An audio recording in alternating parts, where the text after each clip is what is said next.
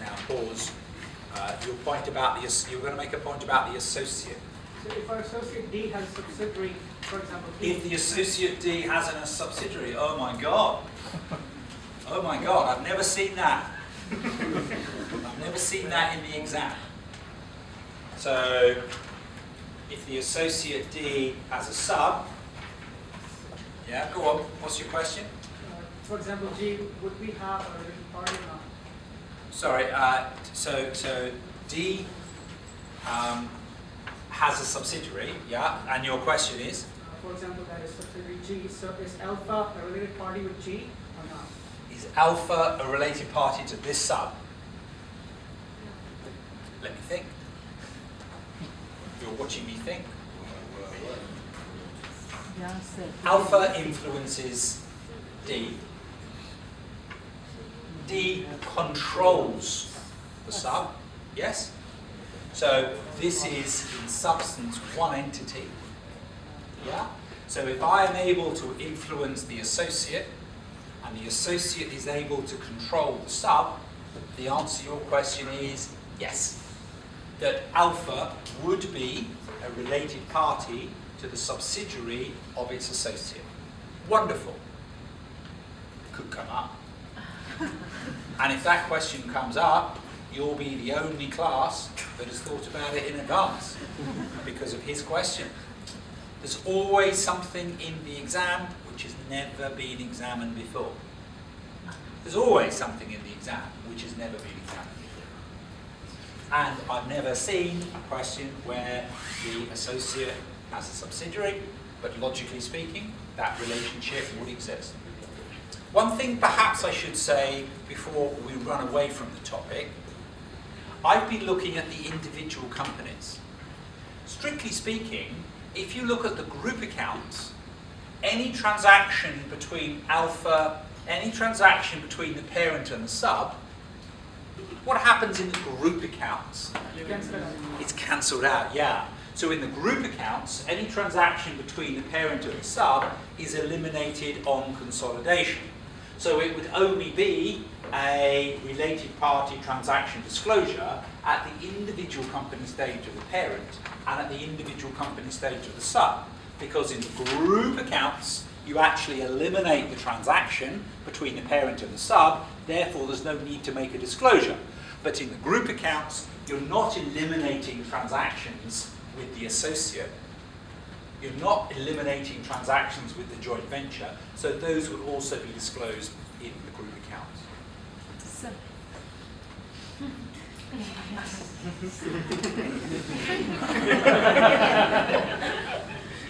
Yes? Okay. Sub B. Sub B. Yeah, and D are related parties. Sub, yes, because you've got to imagine that the sub B doesn't have an independent existence. That everything sub B does is under the control of alpha. Okay. So you have to imagine that the parent and the sub are married. Okay. That the parent and the sub are joined. The parent and the sub are as one. So on that basis, when you think about the sub, the associate is dealing with its parent.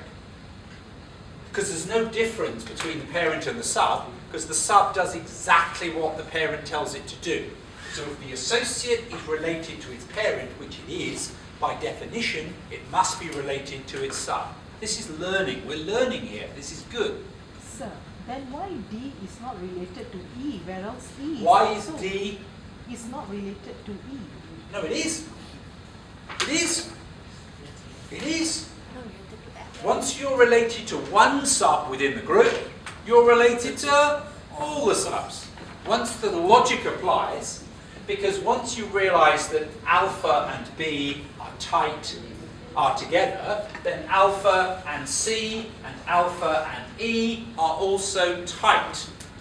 So when the associate transacts with E, that would be a related party transaction. Or not related to F. Okay. So the associate is not related to the fellow associate, F.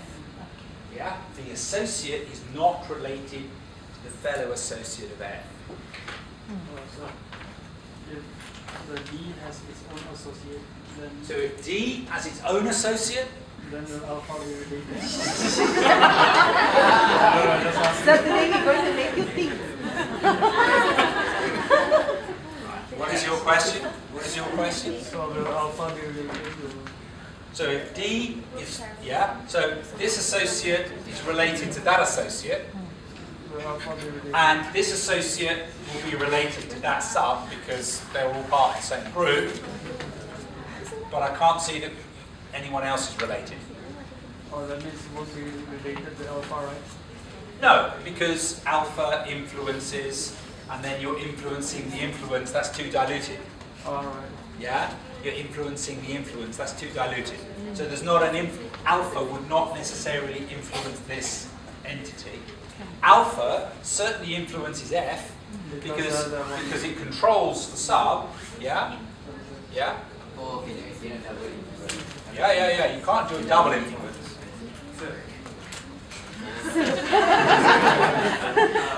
How to explain that the E associate and the F associate is not related? How to explain that the D and F are not related? Yeah. Okay.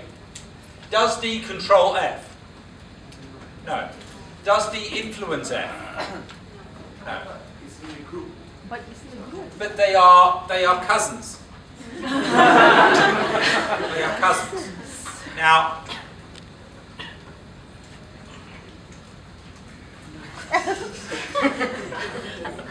you're related to your mother's siblings' children, yeah?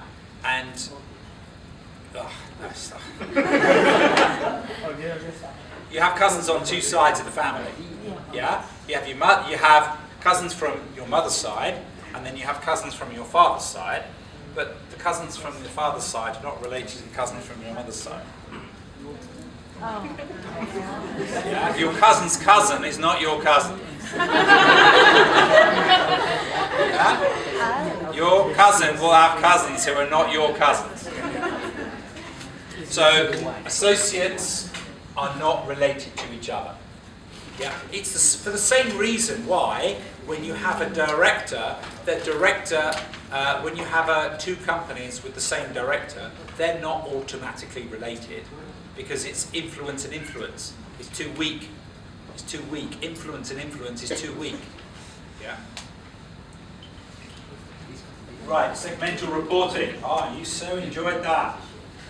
You are going to love segmental reporting. Oh.